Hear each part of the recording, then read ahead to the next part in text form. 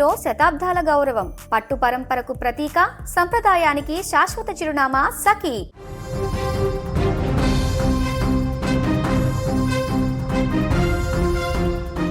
పశ్చిమాసియా ఇప్పుడు అగ్నిగుండాన్ని తలపిస్తుంది. ఇరాన్ అత్యున్నత నేత ఖమేనీ మరణం తర్వాత ఆ దేశం ఆగ్రహం కట్టలు తెంచుకుంది.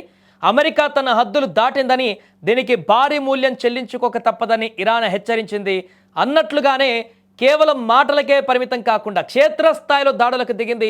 ఇరాన్ రెవల్యూషనరీ గార్డ్స్ దళాలు ఏకకాలంలో పశ్చిమాసియాలోని సుమారు 27 అమెరికా సైనిక స్థావరాలపైన డ్రోన్లు, క్షిపణులతో విరుచుకుపడ్డాయి.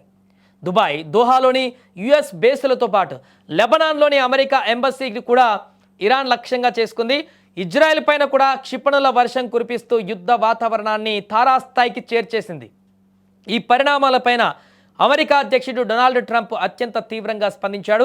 ఇరాన్ చేస్తున్న పనులు ఆ దేశానికే ప్రమాదకరమని ఆయన హెచ్చరించారు. ట్రంప్ తనదైన శైలిలో స్పందిస్తూ ఇరాన్ ప్రతీకార చర్యలకు దిగకపోవడమే ఆ దేశానికి మంచిది. ఒకవేళ ఇరాన్ మా పైన దాడులు కొనసాగిస్తే మేమిచ్చే బదులు గతంలో ఎన్నడూ చూడని విధంగా ఉంటుంది. ఎవరు ఊహించని రీతిలో కనీవిని ఎరగని స్థాయిలో దాడులు చేస్తామని హెచ్చరించాడు. అంటే ఇరాన్ గనక వెనక్కి తగ్గకపోతే అమెరికా నేరుగా ఇరాన్ భూభాగం పైనే విరుచుకుపడే అవకాశం ఉందని ట్రంప్ సంకేతాలు ఇచ్చాడు. ప్రస్తుతం అందినటువంటి సమాచారం ప్రకారం అమెరికా తన రక్షణ వ్యవస్థలను అప్రమత్తం చేసింది. ఇటు ఇరాన్ తన సైనిక సామర్థ్యాన్ని మొత్తం ప్రదర్శిస్తోంది.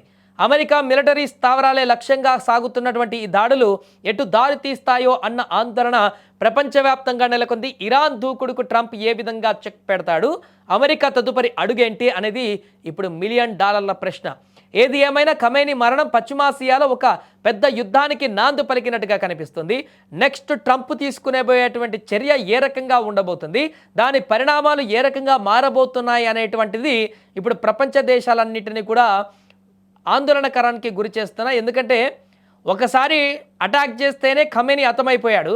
మరలా అమెరికా గనక పూర్తి స్థాయిలో ఇరాన్ చేస్తున్నటువంటి ఈ దాడులకు ప్రతిదాడిగా అమెరికా నేరుగా రంగంలోకి దిగితే ఎలాంటి యుద్ధ వాతావరణ పరిస్థితులు ఏర్పడతాయి, ఎంత నష్టం చేకూరుతుంది, ఇరాన్ ఎంత మేరకు అధాపాతాలంలోకి తొక్కబడుతుంది అనేటువంటిది ఇప్పుడు ఆసక్తికరంగా మారింది. అంతేకాకుండా దాని ద్వారా ఎంత ప్రాణ నష్టం జరిగేటువంటి అవకాశం ఉంది అనేటువంటి ఆందోళన కూడా ఇప్పుడు ప్రపంచవ్యాప్తంగా ఉన్నటువంటి ఐక్యరాజ్య సమితి కానీ మిగతా దేశాల్లో ఉన్నటువంటి శాంతి కాముకులందరినీ కూడా తీవ్ర ఆందోళనకు గురి చేస్తున్నటువంటి పరిస్థితి ఏర్పడింది.